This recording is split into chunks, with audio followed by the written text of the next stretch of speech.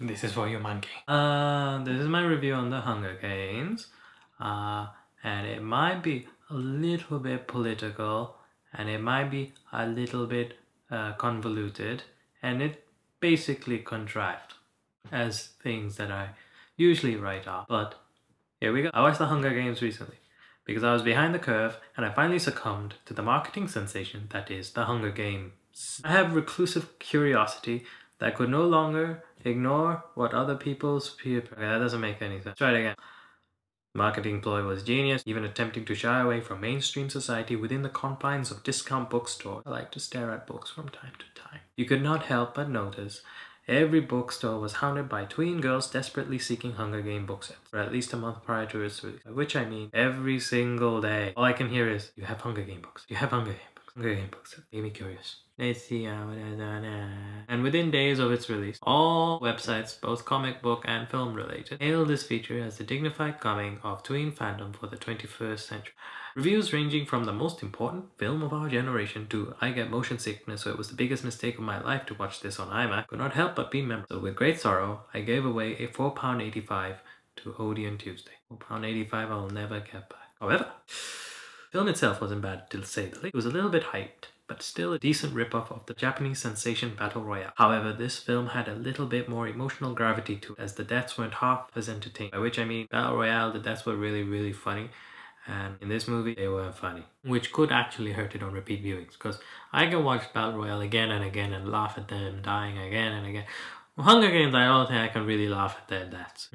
Thematically, Hunger Games is set in a consumerist-based society in a morally dystopian future, which is one part George Orwell's 1984 and two parts socialist doctrine.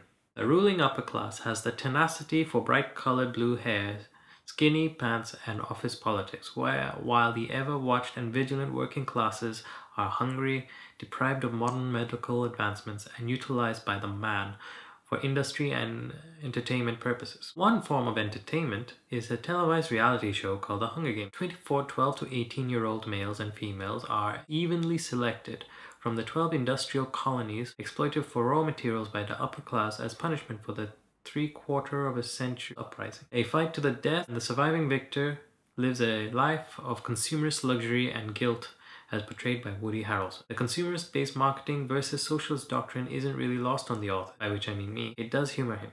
Okay, what I was saying there, right, is like, it's broken down into two groups. It's the upper class and the lower class. There's no middle class. It's weird. So there's this huge gap between them. Whereas the rich people have bright blue hair, very flashy pants, really long, unrealistic looking eyelashes. Basically a consumerist modern culture. Whereas everybody else seemed to have dark hair and work for industrial areas. And because they had the uprising, they were all like, yo, we hate you for trying to uprise us, so we're gonna punish you by killing 23 of your kids every year. And they're like, okay. They didn't uprise after that, and once they started killing the children. Which, when you think about it, is kind of weird. I just thought about that is kind of weird.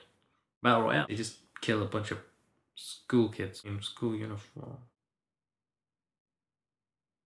Anyway, because it shows all different classes of the working class and the upper class, it's got this like social dynamic, socialist agenda to it. That's what I see. But it doesn't really bother me because it's a little bit passé. What bothers me is that it's not an original idea. It's a mixed match of pre-existing literary references. Every single reference that I've seen it in other films. I mean, it's inspired, right? It's all okay to be inspired and it's okay to be an homage, but the fact that it didn't bring anything of its own into the show. But the execution and the character engagement is what attracted my attention, even though I suffer motion sickness. But you know, by the end of the film, you don't even realize the camera's shaking anymore. So you're like, I'm going to throw up. But later I was like, yeah, I didn't throw up, yo. The ending is kind of clever because it inherited the allegories with popularity, celebrity, fandom, and lessons in sacrifices to live in an established workforce and society. The character has to become likable if they're to be equipped with medicine, food within the game, fake a romantic union, which is a spoiler by the way. Curiosity had clearly attracted me to the film. Its inherited references kept it from being original, but its ability to execute themes and characters kept it from becoming a terrible film. So what I'm going to say is, it's not a bad film,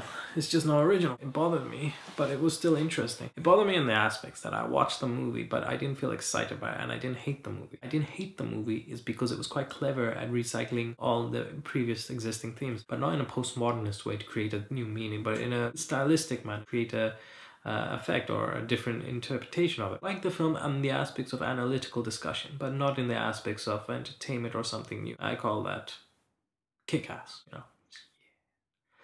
I hope that's okay for you, and you have fun. Both related, dignified. Oh, wait.